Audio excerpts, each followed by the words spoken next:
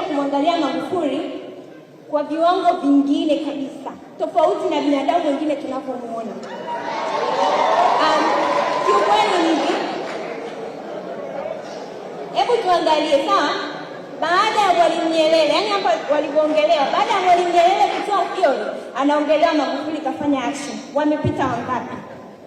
Inabidi uwe mwanadamu ambaye ukisimama ndani ya dunia, yani unaweza kufanya kitu chochote ambapo dunia haiwezi kumchagua mtu yote tofauti na wewe.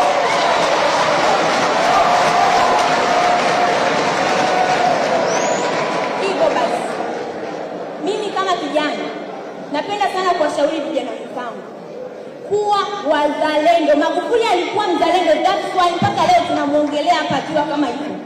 Tunapaswa kuwa wazalendo. Ni hivi,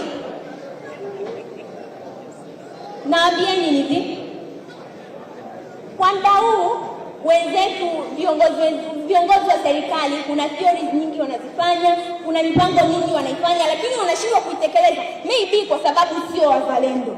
Tunapaswa kuwa wazalendo. Sisi ndio taifa la kesho. Sisi ndio taifa la kesho. Na hisi mnanielewa. Pia ningependa kumalizia, yani kiukweli mambo aliyofanya Magufuli ni mengi, yani ni mengi hayaelezeki. Ningependa kuachia kitu kimoja hiki. Napenda kutoa ombi au pendekezo. Ni maswali yangu mawili kwa serikali. Ni hivi, tumeambiwa kwamba revolution ya Tanzania na Afrika kwa ujumla ilikuwa ndogo, si ndio? Na bado ni ndogo. Baada ya Magufuli kuja ikakuwa kiasi. Sasa hizi Magufuli alipo, ni njia gani tumezifanya, ni mapendekezo gani tumeyaweka ili tuweze kuendeleza ile revolution yetu ikaweze kuwa kubwa kama kipindi kile Magufuli alipokuwa. Naomba serikali iangalie hili jambo.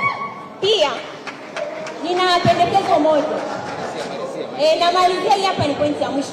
Ni hivi, kwenye nchi yetu kama Tanzania, yani ni nadra sana kuwapata watu kama Magufuli. Na kwa sababu tunaochagua ni binadamu, you're not perfect, so rahisi kuwapata. Basi ningependa hivi, apart from kuwa kwenye itikadi za vyama kwamba tunapaswa kufanya hiki na hiki kwenye mwaka wa uchaguzi, iwepo kwenye sheria ya nchi kwamba rais mwaka fulani akiingia anapaswa kufanya kitu hiki na hiki, na hiyo ni lazima. Asipotimiza, sheria zichukuliwe. Sasa maka hatutaendelea kutetea kuwasubiri watu kama Magufuli kwa sababu sio wengi na hawapo. Haya, napenda sana kushukuru. Ya kwangu ni hayo. Tuweni wazalendo na kazia, tuweni wazalendo.